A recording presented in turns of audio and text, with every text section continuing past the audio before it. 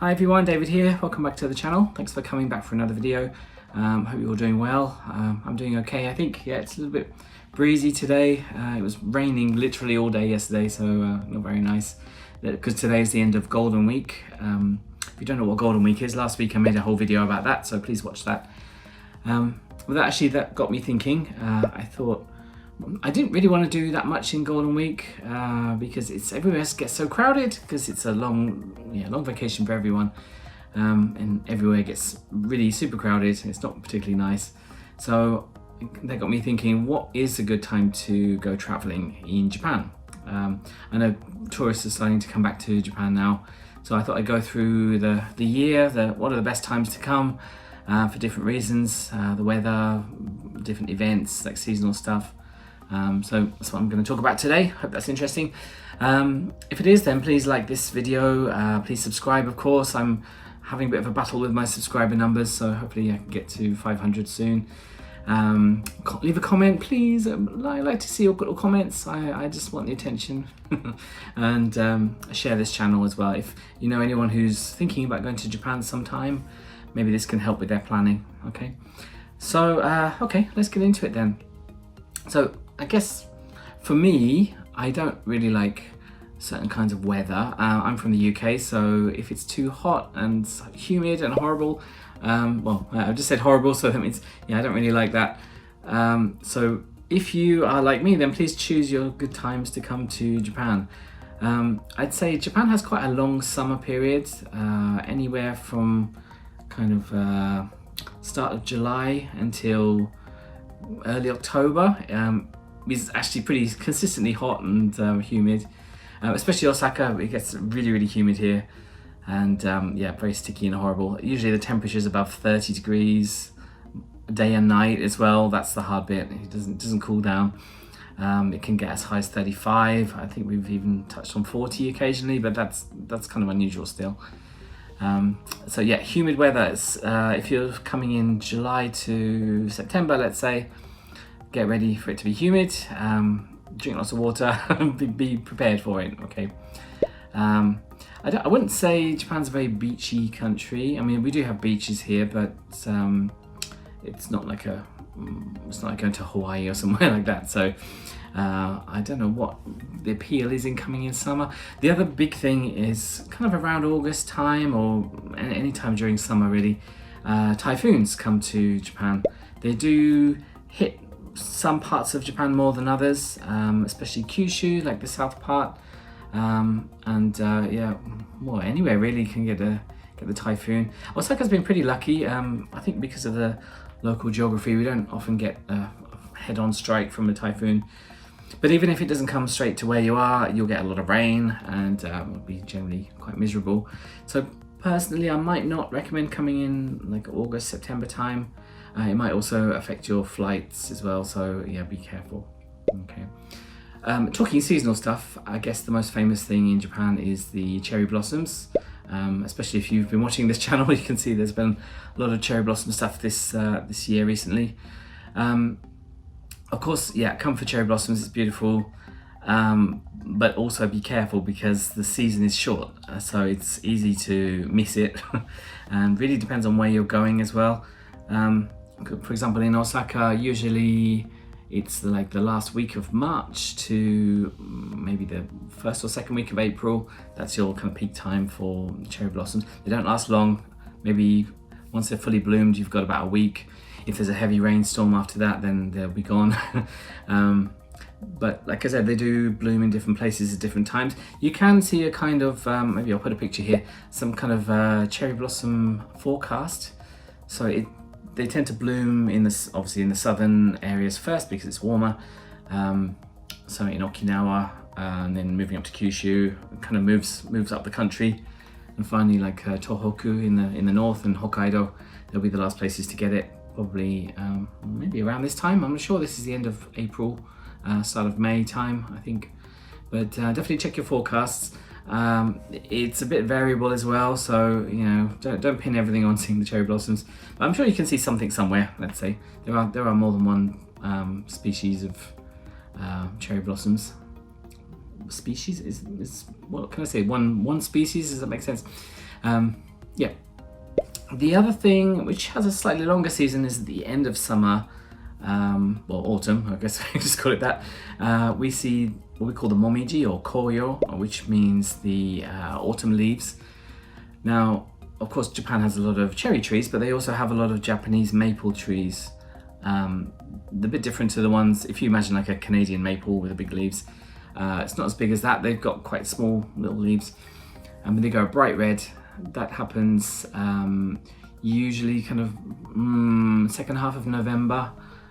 Again, forecast is important too. It might even be sort of early December as well. So you can see, yeah, beautiful cherry blossoms. You can basically see them anywhere. There's always going to be some place close to where you're staying. For Kansai, I guess Osaka is maybe not the best place to. Oh, I guess there's a lot of cherry blossom places in Osaka, but Kyoto is just quite close to us, so that's a nice place to see the autumn leaves and the cherry blossoms. So you kind of win-win. But come to Osaka, of course. This is the whole point of this channel. Maybe I'll do a video in autumn about good places to see autumn leaves in Osaka. Yeah, so there we go. So that's quite a nice season. Winter is quite long. It gets cold as soon as the autumn leaves are gone. That's like, I don't know, mid-December until I don't know, March. It's going to be quite cold. It doesn't get super cold especially in Kansai, so you don't have to worry too much. But I think super special to see. Although around Christmas time, before New Year, then you can see the winter illuminations. Sometimes they carry on into January, February, up to Valentine's Day. But yeah, illuminations are really beautiful in Japan. I think probably even nicer the ones in England. So definitely check those out. What's my camera keeps straying over this way? Okay, there we go. Yeah, so winter does have some nice things, but yeah. So my recommendation is, of course, autumn and spring would be the best. What else? Although actually in winter on the north coast of Japan, I mean, if you think Japan's kind of like a banana shape, along the north coast, especially the Hokuriku area, which is the Japan seaside, that's like, what's that, Toyama Prefecture, Ishikawa Prefecture, like that. There's even like they get a lot of snow on that side of Japan. The south side doesn't really get a lot. Osaka, I never see snow really. But yeah, Hokuriku area has a lot of snow. They even have this kind of carved out road, like a snow road. The snow is incredibly deep. It's I don't know, meters, and you can take a little bus tour through there. So yeah, if you're in that area, that might be quite nice. Tohoku has a lot of snow, Hokkaido too. Actually, Hokkaido has a snow festival in February. So they have these huge snow sculptures. Definitely worth checking out if you're in Sapporo. Yeah, so that's it. So that's seasonal stuff. Festivals, I mean, festivals happen all over the place, all the time. Mostly festivals happen in, like the famous ones happen in summer. So you get fireworks displays. That's the typical kind of summer activity. Osaka has the Tenjin Festival, Tenjin Matsuri, and the Yodogawa fireworks. There are some areas in Tohoku, I think Yamagata or places like that. They have big fireworks championships, so they're kind of competing and they have these massive displays. I've never been to that myself, but I want to hopefully soon. Festivals. Yeah, Osaka also has the Kishiwada Danjiri Festival. Now you'll see Danjiri festivals all over Japan too. They have these big kind of floats, festival floats. There's like looks like a kind of portable shrine, and people pull it along with these big ropes. Sometimes at quite high speed, it gets quite dangerous. So yeah, check that out. A bit of culture. It's interesting to see. What else? Festivals. Yeah, again, Kyoto has some nice festivals in July. There's the Gion Matsuri. That's a very famous one there. And I think at the end of that, maybe that's the end of July or start of August, they get Daimonji, where they burn giant kind of Chinese characters, kanji we say, and they burn them on the hillside. So you can see them from the city on the different hills of Kyoto. And yeah, you can see this giant display of burning kanji. It's kind of interesting. Festivals, yeah, I don't know about I said the February, yeah, Sapporo Snow Festival. I don't really know much about the Tokyo area, their festivals, but I'm sure they have some, probably similar to other parts of the country too.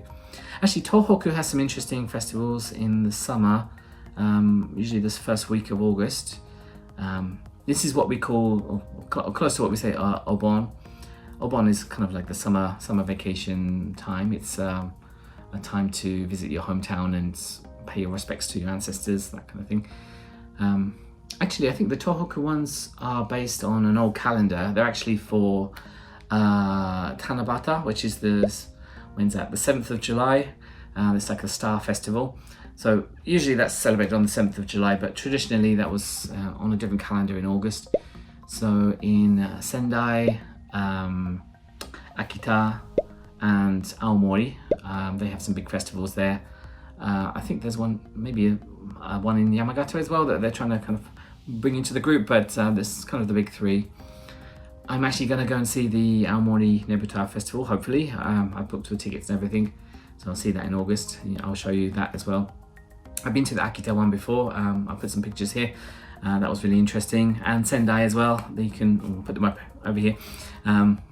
You can see all the decorations for Tanabata, so that's kind of interesting. Yeah, okay, so can I summarize that then?